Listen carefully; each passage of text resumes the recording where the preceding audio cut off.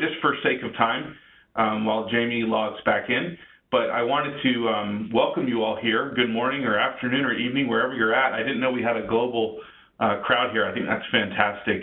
One of my responsibilities is I'm an actual program manager here in the Cisco Services Organization, and I get to travel all across the globe and working with students like yourself or recent graduates in starting up our intern programs or actually our full-time graduate programs. I've started programs in Mexico City, in Krakow, Poland, in Saudi Arabia, Dalian, China, and Bangalore, India, and I love getting to know each of you and exploring different parts of the world. And what I wanted to talk about today really are a lot of examples and stories about my experience in managing early in career hires like yourself. I'm going to kind of give some, I guess, tips about how to be successful in the corporate industry, but within that, I'm going to try to highlight some attributes that I feel like you all should know really or display in the interview process. And these are really skills or attributes that I look for, and I would argue Jamie looks for when you are interviewing for a position, really in any industry. So if you would, just bear with me and I'll share some tips. As you can see here on my slide, the first bit of advice that I want to give is that other people are not responsible for your career success. And with that, I would probably add your boss or your manager. And what do I mean there? I used to work in a career center for Appalachian State University. That's where I went to graduate school. And I would have students that would come into my office their senior year and say, I need a job. And I say, okay, great. What internships have you had? Or what have you done to kind of project your career and get yourself started? And they said, well, I don't have anything. And it's really hard and frustrating for me as a career advisor. I couldn't help them. I didn't have a lot of tools that I could work with to help them get their career started. So during the interview process, it's going to be beneficial for you, and really start thinking about this now. What can you do to demonstrate that you're taking initiative and you've really owned your career? Because before you know it, I don't know where you all are at in school, you're going to be sitting down in front of an interviewer, and they're going to want to know, what has this candidate done to take initiative? I have an example. One of my interns, he started with me probably a year ago. His name was Ibrahim, and he started with me, and he was a fantastic engineer, and we gave him a number of assignments that we wanted him to do. But outside of that, he started to roam around, and he would get to know other engineers on the floor. And he actually started talking with one of our distinguished service engineers, which are the top of the top. They're the brightest employees that Cisco has. And this distinguished service engineer actually has a focus. He focuses all of his work on the Internet of Things. And so this intern started talking with this distinguished service engineer, and they started sharing ideas. And I would go by their office, and I would see them whiteboarding, and I would see them taking notes and having discussions and doing lunch together. And come to find out, this intern got this distinguished service engineer involved in their senior capstone project. And he actually wrote a white paper that he later went on to publish. And so he got publishing experience just from going outside the box and getting to know those around him. So that's what I mean when I talk about really creating initiative around owning your career. So that would be the first thing that I recommend. My second point is to grow, to never, ever stop working on yourself. I mean that both literally now and also figuratively after you graduate school. Now, even though you're in school, there's some structure around that. There's some formality. You have to be at class probably from 8 to 5 or I don't know, whatever your schedule is. Well, there's still things that you can do outside of the classroom setting to help yourself learn and to grow and to be educated. And I want to see that. I want you to demonstrate that in the interview process. And one example of some things that I've seen that I would extend to you all, this is my little plug or my little commercial. I love Toastmasters. Toastmasters is a professional organization that's across the globe, and they have local chapters that meet in cities all across the world. And if you actually go to toastmasters.com, you can, up at the top, there's a section that says Find My Chapter or Find My Club, and you can actually join for, it's like under $50 a year, and it's an organization which professionals come in and they work on how to improve their communication skills. It's a fantastic organization. You meet once a week, and I have had candidates that have actually joined on their own outside of class, and they are phenomenal communicators. That would be an example of one thing that you could demonstrate. I'm not telling you to all go out and sign up for that, but just little things like that to demonstrate to the hiring manager that you are well-rounded and that you are really have the attitude of the fact that you're never going to stop learning. So my third point, some days or jobs will really just be horrible for no reason. No reason. It will just be a bad day, or you'll have a job that you just don't like. I don't want to see that attitude, that poor attitude, demonstrated in the interview. Don't down-talk positions. You just got to be positive in everything that you do. And even once you get into a role, you'll have days or you'll have managers or people that you work with that you just won't appreciate. And I encourage you to be positive. Having a negative attitude is extremely toxic. It's not good for you. It's not good for the people around you. And honestly, it comes across as just ugly. So I would encourage you to be positive during your interview and also as you start your career in any organization. So moving along, my next bit of advice would be to really remember to be flexible. Change is inevitable. It's really the only thing that's constant, especially at Cisco. If you think about it, corporations, depending on what size of a corporation you join, are really like cities or states or even countries. And there's a lot of different working parts. You've got budgets, you've got demands, you've got senior executives' egos. All of these different things come into play, and it makes up the company. It's literally a living, breathing organism. And as a result, there's a lot of change. And so instead of fighting that change and resisting it, I would encourage you to embrace it and say, okay, I realize that you know, things have changed and that this might not be how I like it, but we as interviewers, we want to see candidates that are flexible. So the more that you can demonstrate how you've been flexible or how you've been able to adapt to your surroundings and grow, the better off.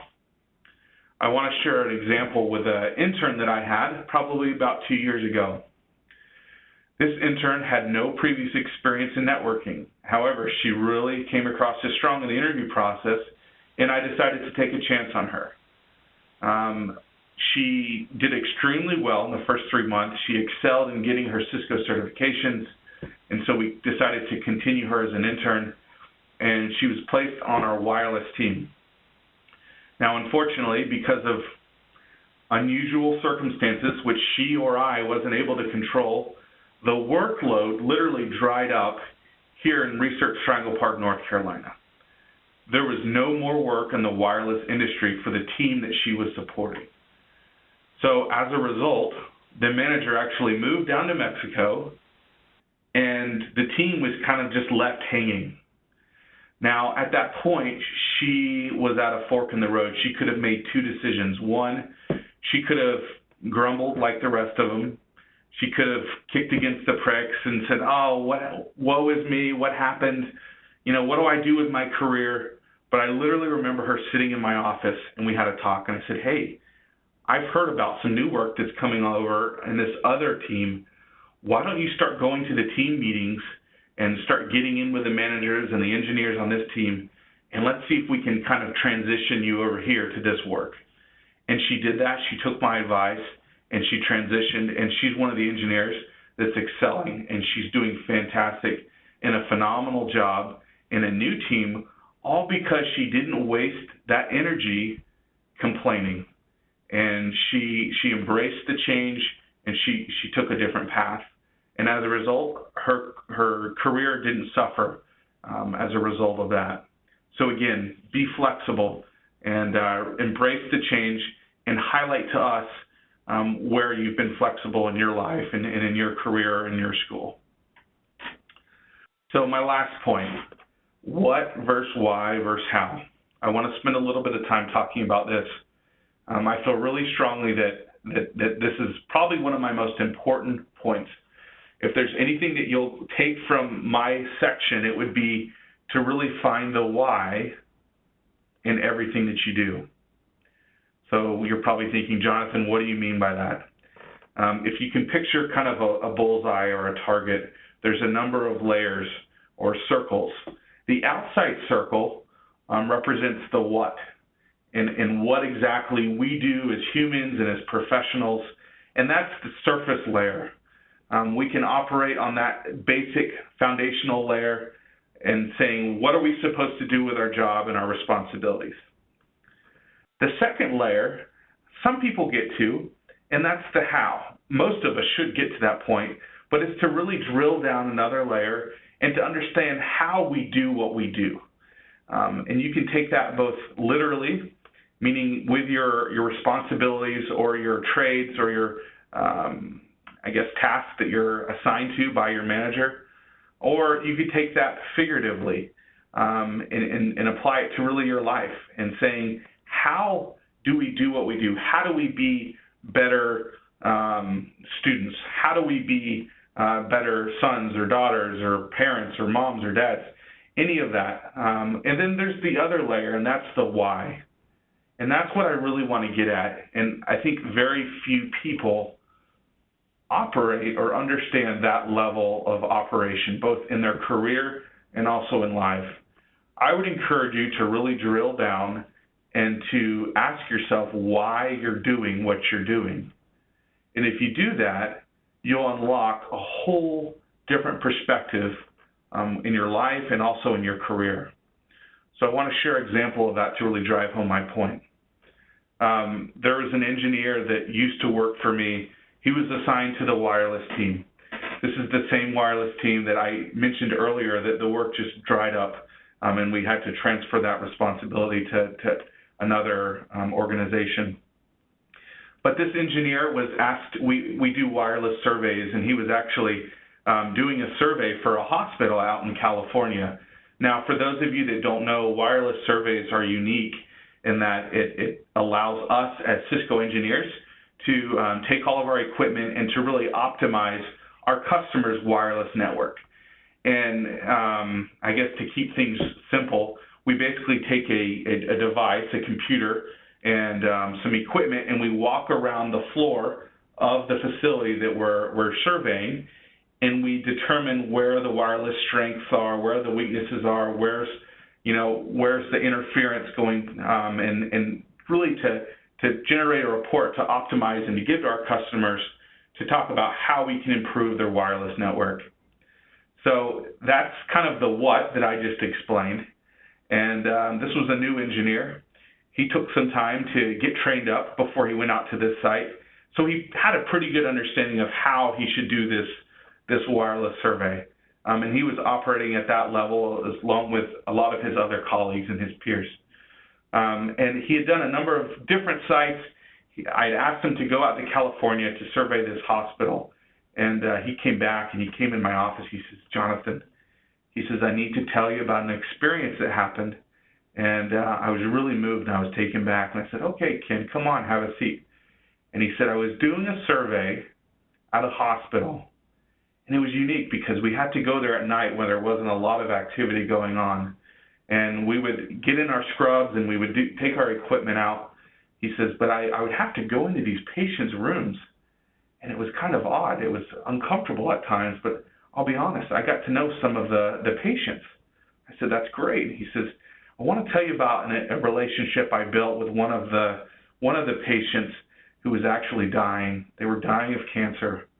And he says, I would chat with this patient at night, and I'm thinking, okay, you probably shouldn't have done that, but go on. I didn't say that to him.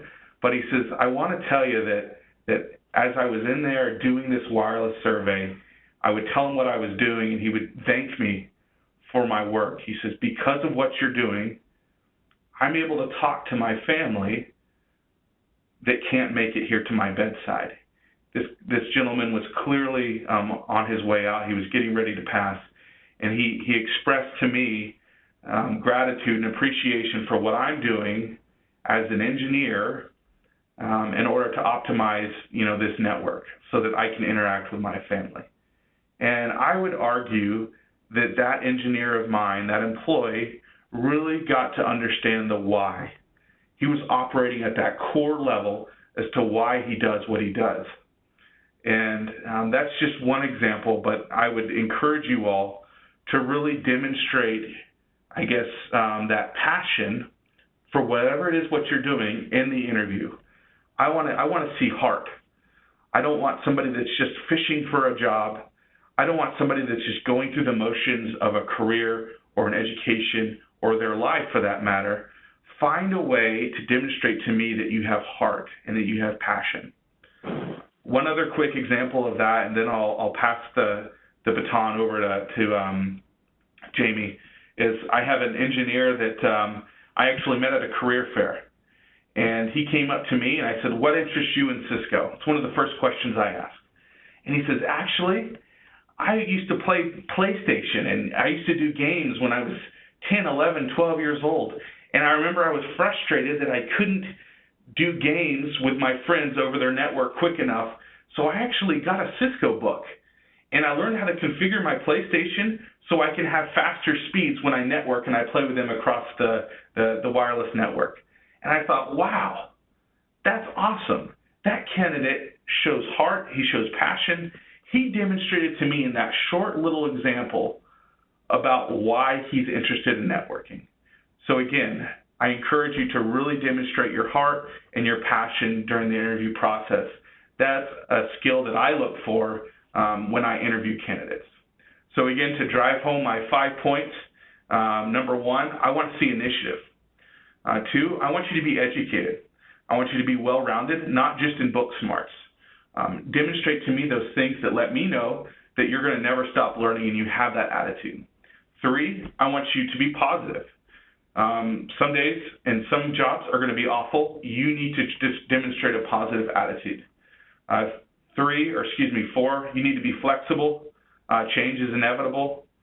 And then five, I want you to really find the why in everything that you do, and I want you to demonstrate your heart and your passion in the interview process. So again, thank you for inviting me, and that presentation is going to be tough to follow. If I had one more slide to put into my deck, I would have hoped it would have come out looking like that one, because those were some really strong points.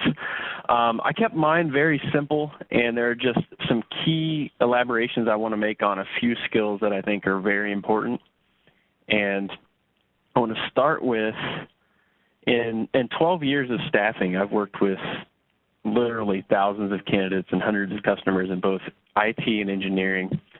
And in having that opportunity, I've been able to help people find new opportunities, and hundreds of people over the years.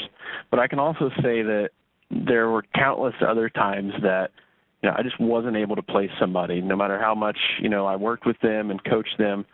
And that's a real challenge. And a lot of times, it really came down to there were certain soft skills that they just, for whatever reason, were unwilling to kind of try to adapt or embrace, and it really was a detriment to them, especially as in times where economic conditions weren't quite as solid as they are now. So in looking across all the technical professionals that I've met, there really is kind of a pattern that emerges, and I think it's important to discuss. When going into technical roles, really when going into business and any other roles, so many folks tend to focus on the content of their studies, right? They focus on the education, they focus on the continuing education, and their professional growth on the content or the technical learning that they need to have, and not quite understanding just how key soft skills are for not only their professional development, but their ability to thrive in the work they do, in their lives, their ability to have choices in their careers, and the ability to reach their career and life goals. So going back to the kind of the interview, in a perfect world, the interview would be so focused on technology or whatever the nuts and bolts of the job were that the most qualified person technically would get the job. And the reality is, and the problem with that thinking is that so much about being qualified for any job goes beyond just our technical skills.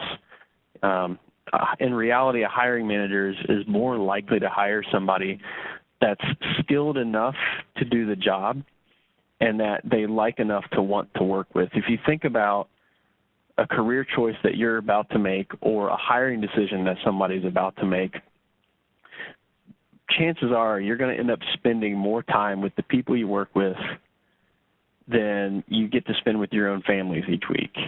And so it becomes really important not only for the hiring manager to hire people that fit on their team from a personality and cultural standpoint, but can also do the job. It's equally as important from your perspective to, find a job that, the people you work with, you enjoy working with. They're people you can learn from. They're people that challenge you and stretch you. Going back to the point Jonathan made about some days are bad for no reasons. A manager of mine once told me, and I love it, is every job comes with 20 pounds of stuff you don't want. He used a different word, but stuff you don't want. And your job in looking for these opportunities that you're going after is to figure out what's the stuff that I don't necessarily like about this job or that can be tough about this job, and does it outweigh the real benefit of doing this job? Is absolutely right. Some days are just going to be crappy days, but some days are going to be great. And there's a lot of days that are going to be mundane, and it's just kind of going day to day, but it all leads up to a bigger picture. So think about that as you're going to interview. You be able to speak to the technical side of what you can do and your experience there, but you got to have let them see your personality a little bit as well. There's a concept in interviewing where they talk about your body language and eye contact and being able to smile and sit in kind of a relaxed but professional posture. Those things are subtle kind of physical cues that people pick up on, and if you're off on any of those, it frames that person's impression of you. Same with when you first walk into the interview room and you shake hands with the hiring manager, and there's that 7 or 8 seconds before you even said a word to each other. You're just walking towards each other and you're making eye contact. You're both sizing each other up. And it's really kind of important for you to take that opportunity to make the eye contact, to give them a firm handshake, and, even engage in a little bit of, small talk prior to getting into the nuts and bolts of the interview. Go on to the next slide. So I want to talk about resourcefulness a little bit, and there's some things that there are different soft skills that feed up under resourcefulness, but I really, in seeing and hiring as many people as I have over the years, I think this is a very important thing. It's a thing that people can learn, and it's incredibly helpful for your career. It goes hand in hand with problem-solving skills. A common complaint that I've heard from engineering and IT leaders over the years is that it's tough to find people who are really resourceful. Resourceful people are good at making things happen. They see what they need to accomplish. They understand kind of what the constraints are in that are in the way of them accomplishing what they're supposed to, but they can think creatively about how to overcome those and reach their goals. And that usually requires some combination of leveraging their technology skills and the interrelationships with the people around them. Think back to the example that Jonathan gave about the capstone project. Here's a guy who, thought creatively to engage this really strong engineer in helping him with his capstone project. And if you think about that from the perspective of an intern, that's probably something that wasn't very easy for him to do in approaching that guy and starting a conversation. There were probably butterflies in his stomach, but it was a decision that I'm sure he's glad he made. Going kind of dovetailing in with resourcefulness, I want to just put problem solving in there a little bit as well. A lot of managers have also kind of mentioned over time that it's getting harder and harder to find people with strong problem solving skills. I've had comments that they've got people that are good at following process, even engineers, even people that went to school to learn how to be really strong technically.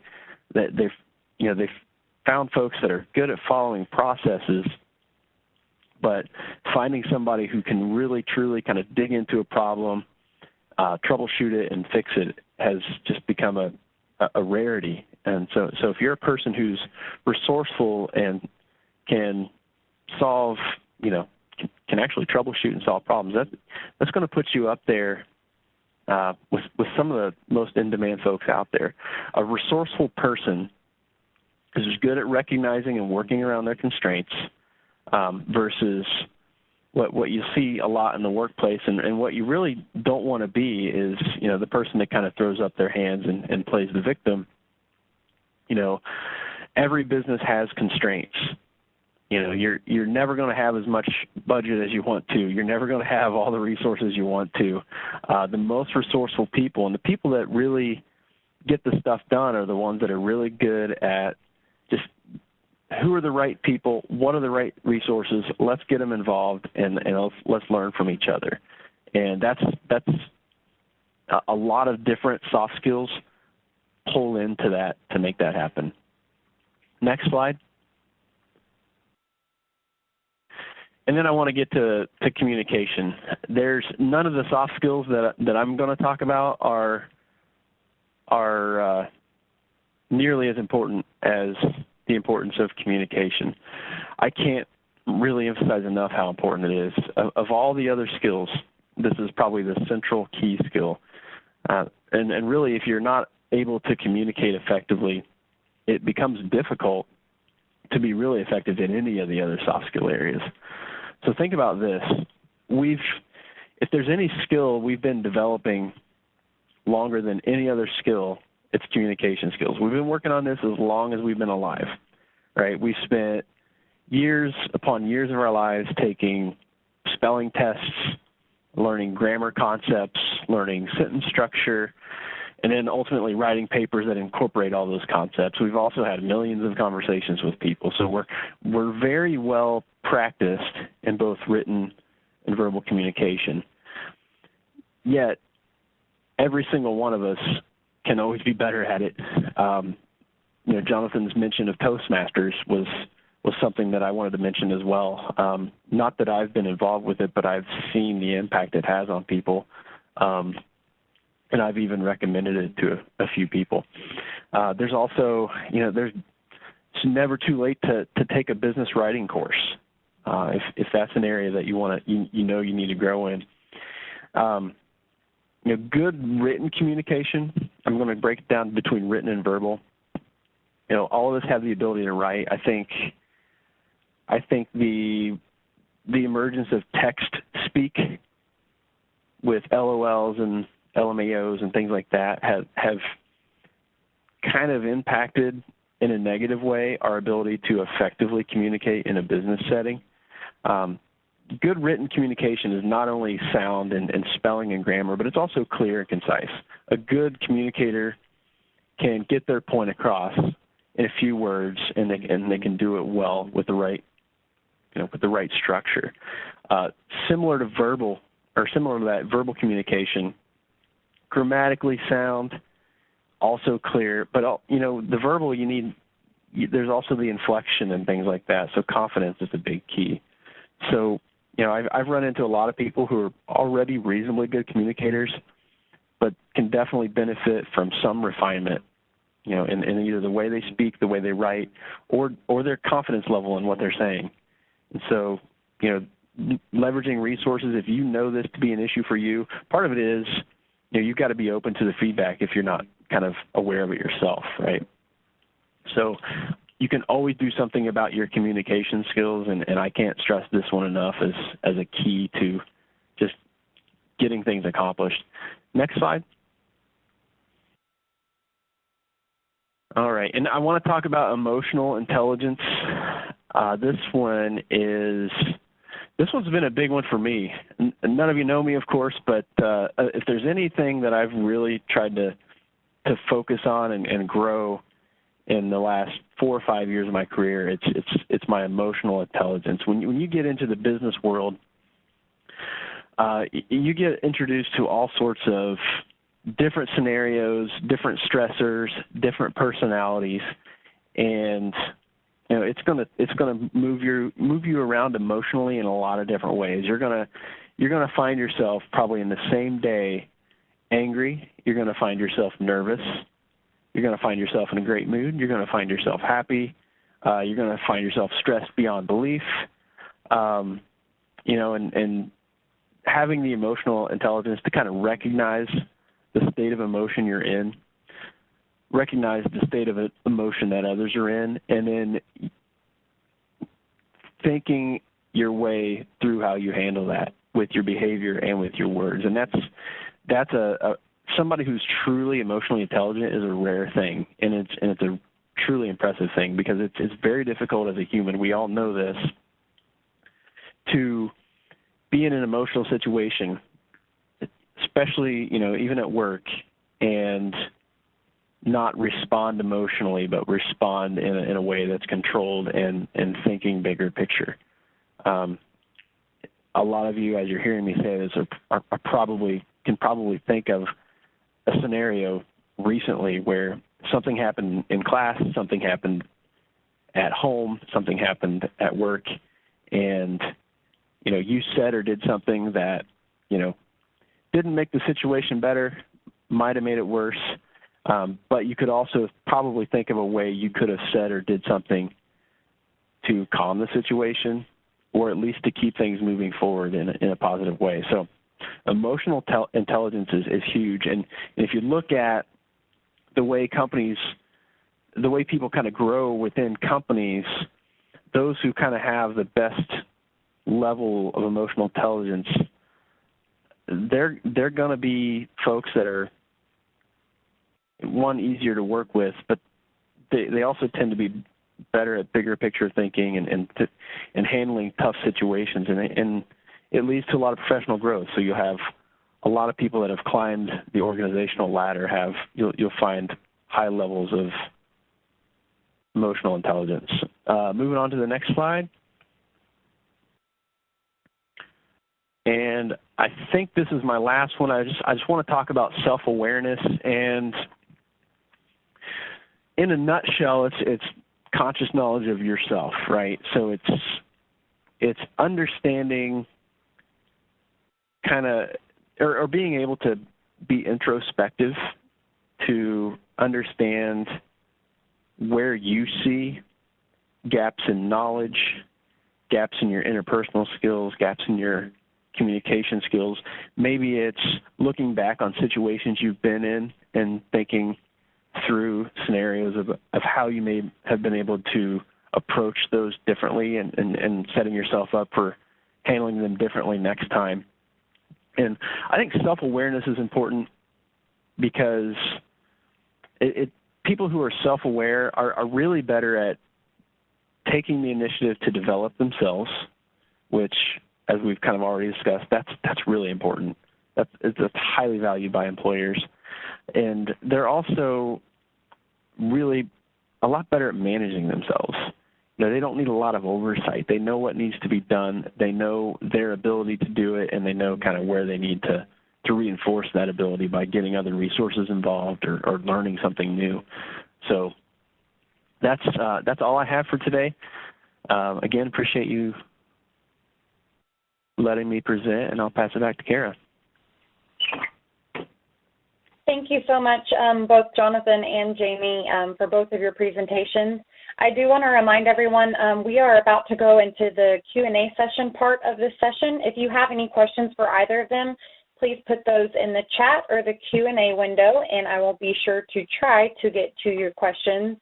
I want to stress try, because sometimes we get 30 questions, and in a perfect world, we would have 2 hours for these sessions and answer all your questions.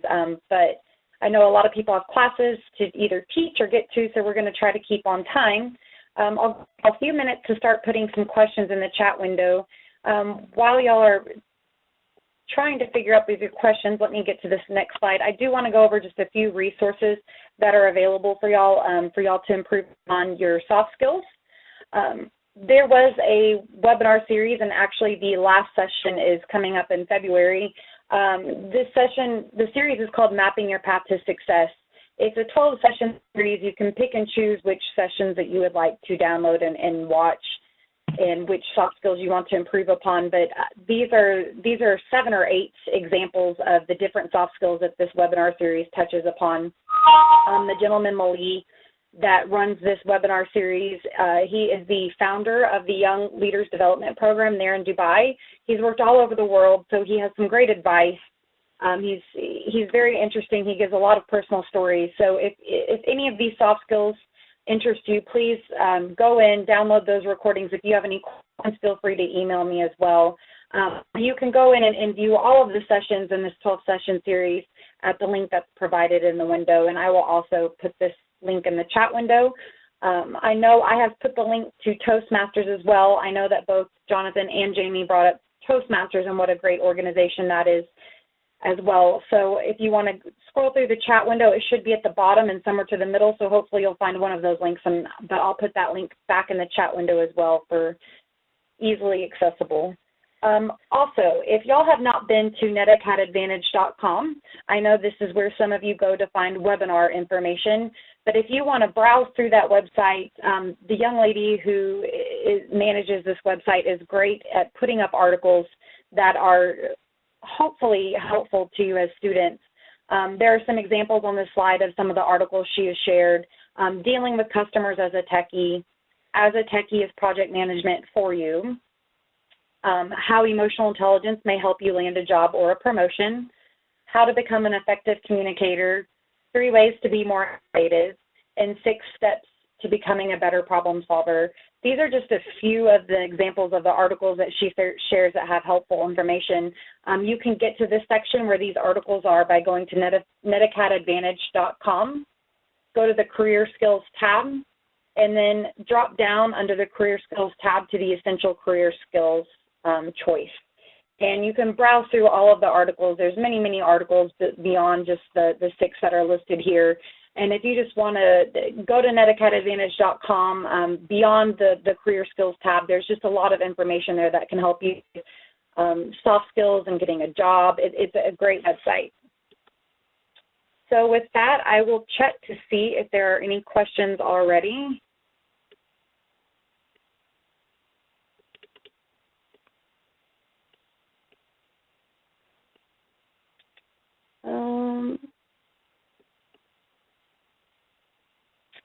Okay, it looks like, let me find the beginning of this question. Okay, so Jonathan or Jamie, either one of you can take this question. What are your suggestions for people who are more than entry level but less than senior level engineer admins? And then when I ask for more details, it says, this presentation thus far is really geared to entry-level students, interns. I was hoping to gain information on information that will help those who want to make the transition to a higher level position in today's job market. Okay. Jamie, you want to go first, or you want me to? I've got some thoughts on it. You know, and this, yeah, I think that maybe the target audience for this was the entry level, but I tried to frame my presentation towards really anybody at any career level.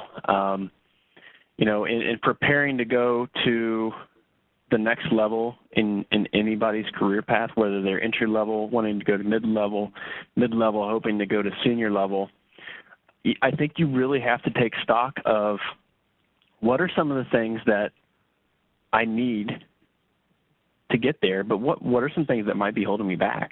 And I can think of examples on my own team. There's this I've got 45 recruiters around the country, and about half of them want to go into leadership roles at some point. And some of them are very well suited for that, but there are some that, if I were to sit down with them and help them kind of understand, where do you need to, what would it take for you to get serious consideration for that next step in your career? It would be, there are behaviors that you need to be able to exhibit, behaviors you need to be able to change, skills you need to acquire. And the best thing I think you can do is, as an individual, is look at it in two ways. Take stock of what you think skill set wise, both soft and technical, might help you advance. Look at, what you think might be holding you back, but also don't be afraid to pull in some peers and even some leaders in your organization or in your family and say, what are my blind spots? We've all got blind spots. What are some things that you see in me that maybe I don't see in myself that I could improve on to take that next step? I think that's really good, Jamie. I won't add too much to that other than I would really suggest everything that Jamie and I mentioned could be applied to any level. And maybe we didn't demonstrate that or we didn't drive that home hard enough. But, my 5 points, demonstrating heart, flexibility, attitude, passion, initiative, those attributes, that's applicable to regardless of where you're at in your career and in your industry. And I would suggest that you would need to demonstrate that during the interview at any level. The only other point that I would make is a lot of the mistakes that I see being made during the interview process in terms of soft skills, regardless of the level. I've seen this with managers that I've interviewed, is they'll bring up a point to try to drive home, but they'll fail to connect the dots. Or they'll give an example, but then they won't drive that home and say, I feel like this demonstrates X, Y, and Z, or I feel like this is a good example of A, B, C, D. So really don't assume that the interviewer is going to make the connection for us. Water it down and with your examples, really over-explain the point that you're trying to drive home. I think that would be the other suggestion I would give. Hopefully that answers your question. Can I add one more to that? Yeah, please. And this is something I've dealt with recently, that if you see a position that you want to do, whether you think you're qualified for it or not, the best advice I can give anybody is throw your hat in the ring and be prepared for either outcome. They're either going to hire you or they're not, right? So you're either going to get that next step or you're not. If you get it, great. That's what you wanted. That was the goal. If you don't, that's where you have a huge opportunity to kind of figure out why. I think a lot of folks will take that and find it discouraging that they didn't get an opportunity that they have. But you got to keep in mind, careers aren't necessarily linear, right? You're going to have setbacks, but you're also going to have big moments throughout your career. So think of it as that's just a fixed point in time. It's a setback, but what can you learn from that setback? You didn't get the job you wanted. What were you missing? What could you have done differently? And take it to heart, learn from it, and then the next time a position like that comes around, go after it again. And, take what you've learned and nail it the next time. Thank you, Jamie and Jonathan. And then there's a few more questions. When starting a career, which is more advantageous, IT certifications, a master's degree, or experience, or both? I would say both. However, this is me personally speaking, I would rather take a candidate that has strong certifications and maybe only a bachelor's degree over a candidate that has, a master's and no certifications. Because certifications really does a number of things. It communicates to the company that not only do they know the theory from what they were taught in the classroom, but it allows them to demonstrate that they can apply that theory in a practical setting. Mm-hmm. Certifications are huge, and we have a number of certs in Cisco, and they carry a lot of clout and a lot of recognition for a reason. And so I would stress heavily the importance of certifications. Yeah, and I have essentially the same answer, and having been a staffing guy for 12 years, I've got the unique point of view that I've seen hundreds and probably thousands of jobs from hundreds of different companies, and it is much more common to see a company really desiring certifications than it is to see, that they want or require a master's degree.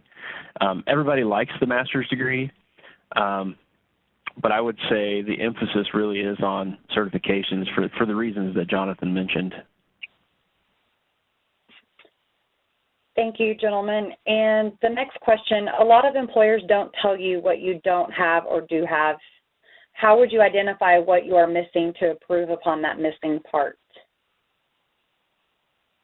Jamie, you want to start there?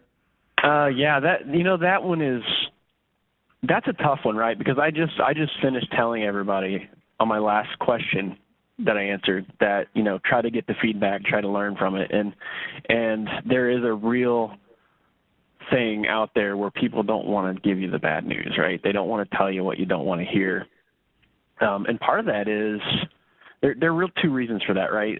One is they're afraid it'll be used against them, right? Because there are plenty of people out there who assume the worst when they don't get a job, when it really is that they just weren't the best candidate at that time, right? The other thing is that they kind of fear the emotional response. They don't want to upset you or hurt your feelings. So you may or may not be able to get somebody to kind of level with you, but the only way your best shot at getting them to level with you is to come at it the right way yourself, right? If I'm sitting down with a manager who just declined me for a promotion that I wanted, and I come at them strong with like, well, why didn't I get the job? That's, you're not going to get a straight answer there. But if you sit down and your approach is, I understand I didn't get the job. I'm hoping it comes around eventually again. And if that position comes along, again in the future, what would you recommend that I could do between now and then to make myself a better candidate for it? What might I be missing technically? What other soft skills do I need? I think approaching it that way and the way you frame that conversation is everything in whether or not they're actually going to give you a solid answer and solid feedback. I think that's very well said. The only thing I'll add to that, in that follow-up question, I think it's all about timing. Maybe letting the dust settle a little bit, and if you ask in the heat of the moment, it almost is as if you're challenging the decision that the business is making. But when you allow the dust to kind of settle, maybe give it a few weeks, hopefully you have the contact information of the hiring manager. Sending an email, again, it's all about how you pitch it and frame it. But I think timing, if you wait, it really kind of helps that you demonstrate that you're genuine and that you're being authentic and that you really want to know how you can improve. The other suggestion that I would give would be, sometimes you're just not going to get that feedback for all of the reasons that Jamie just previously outlined. And I would say, why would you want to work for a company that's not really authentic? But I know individuals don't demonstrate or don't reflect the company in its entirety, but you kind of get my point. But where I'm going with this is, if you don't get any feedback and you find out you don't get the position, one suggestion would be to go to a mentor or a coach, somebody that you feel like has helped you during your professional pursuits, and kind of talk through the interview process through them. And maybe in the process of doing that, it might highlight or bring to surface some areas that you can improve. That would be another suggestion that I would give. Thank you, guys. And I see a lot of questions around if soft skills are important, how come tech-related schools don't have classes around this? I'm not on the curriculum team, so I'm trying to choose my words wisely, but without promising anything. But I do try, as far as from my end for Networking Academy, I do try to offer just as many career skills-related webinars as I do technology-related webinars. So I know that, for instance, the Internet of Everything, that webinar series is highly attended. Students love hearing about Internet of Everything, but their career skills webinars are actually just as important as the technology-related webinars. So I know from my end, I try to do an equal number of both technology and career skills-related webinars. Jamie, Jonathan, did y'all want to add anything? So that's the million-dollar question. My background's in education, and it frustrates me as well that more isn't offered. But again, I think this is a great time to kind of interject my point, and you have to be responsible and take initiative for your own career success. And I would even argue that you can't just rely on the school to train you. So really going out on your own and doing what you can to either get those soft skills or to demonstrate that you have them through external resources outside of the school setting. Yeah, and I'll add that, you know, I really think that as much as people would like for schools to provide soft skill courses, I don't think there's a better teacher than the School of Life on this one. You know, that it's tough to grade somebody's soft skills. It's tough to, in a classroom setting, to manufacture, you know, situations and scenarios that aren't actually real and ask people to deal with them in the right way. You know, it's a heated moment at work and a heated moment at home where you've got to navigate the emotions that you're dealing with, the emotions that the person across the table from you is dealing with, is very different from any role play you could do in a classroom setting. So I very much think that to really develop and hone your soft skills, you kind of got to be a student of what you're doing with your soft skills in everyday life.